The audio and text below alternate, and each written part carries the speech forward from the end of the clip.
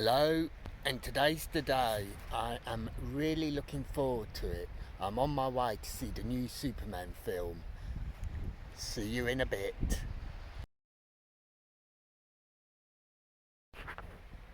Wow, that was absolutely amazing.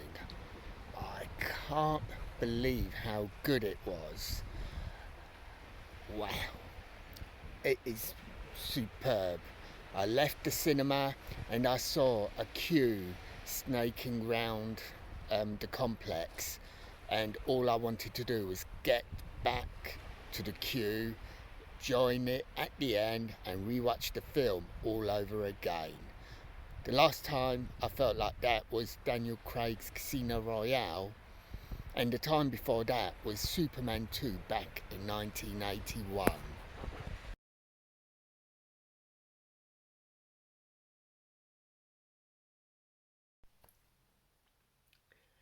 It takes a while for a story, a film, a piece of music to find its permanent post hype home.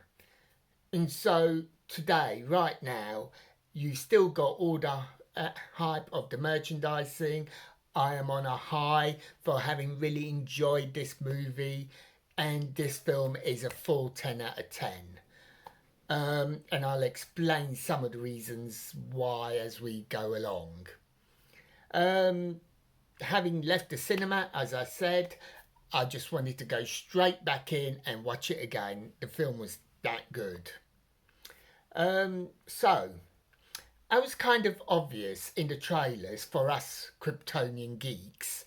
This is a perfect blend of the different Superman mythos from across the decades.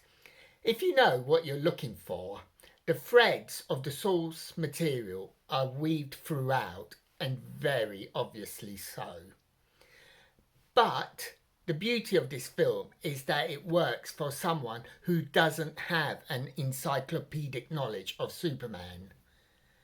And of course, the star is Krypto. Now, I personally am not a dog person. There have only ever been two dogs who caught my heart. Two dogs who I still miss today. One is Sheba and the other is Bobby. Krypto joins that most elitist of teams, so welcome. But Krypto's scenes are also poignant to me. His general scampiness reminded me of my recently deceased Geek Kit. With the loss still fresh, it made the Krypto scenes a bit harder to watch today, but hopefully that will improve as time progresses. And to be honest, if that is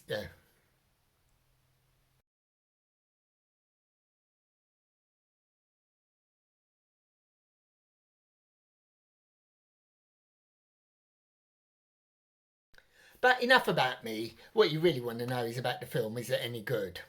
With Superman placed in the real world, the movie will be accused of being woke by the crowd who don't know the meaning of the word woke.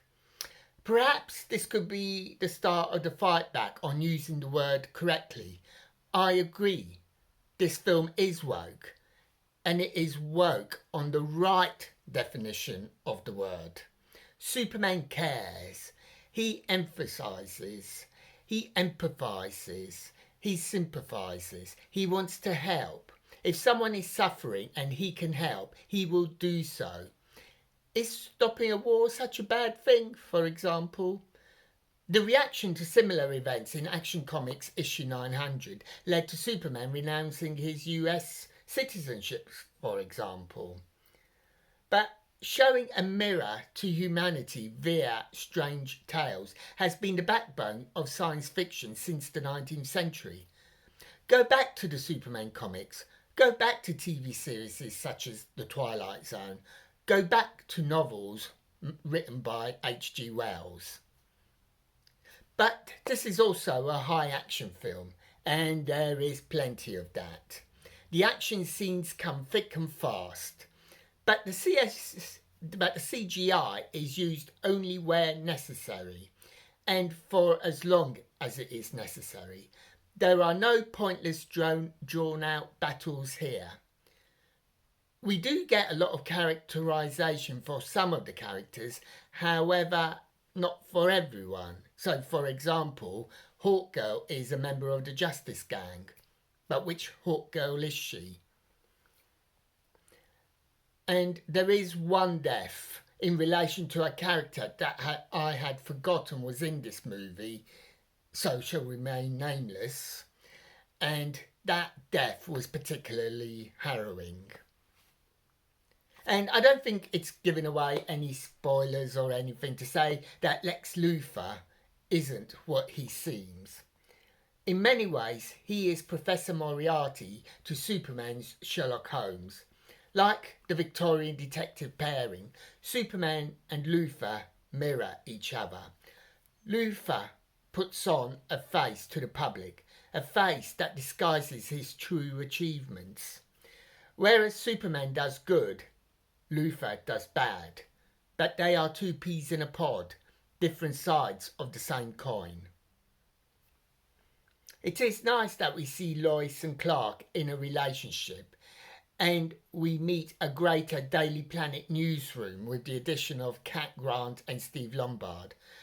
I really like this Lois. She steals every scene that she's in. And I think James Gunn has made the right choice in not having an origin story. Do we need another origin story? No, we don't. And if you come into this film with no prior knowledge of the character, you have enough information to enjoy the movie. But you also have enough information to unleash your inner Lois or Clark reporting instincts and dig for more information should you wish to. Despite the many strands on the go, they are all resolved, and the plot itself is surprisingly simple. But because there are too many characters, a lot of them end up being nothing more than a cameo, which is a bit of a shame. There are too many people to juggle for a 2-hour movie. But talking of cameos, it was good to see Christopher Reeve's son as a TV reporter. So, to sort of sum up, the 2 hours or so are perfectly placed. The movie has everything you'd want. Action, characterization, comedy, tension. There were even times when I felt that the bad guys would win. The villainy is taken seriously, and the movie is fun. Welcome back, Cinematic Superman. Don't leave it so long next time.